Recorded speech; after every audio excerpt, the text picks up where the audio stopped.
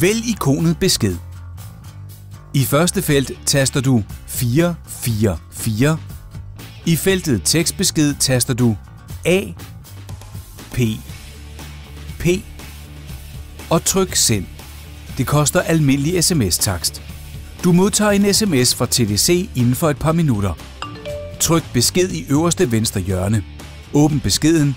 Den indeholder en kode, som du skal bruge senere, og et link til App Store. Klik på det første link.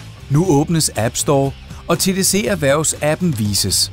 Klik på Installer. Nu beder App Store om din adgangskode. Tast den og tryk OK. Appen er gratis. Nu hentes appen. Når ikonet er blevet lyst, vælger du det.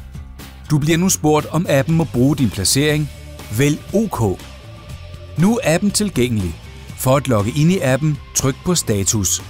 I det nye vindue taster du dit mobilnummer og den kode, du fik i sms'en. Dette skal du kun gøre første gang.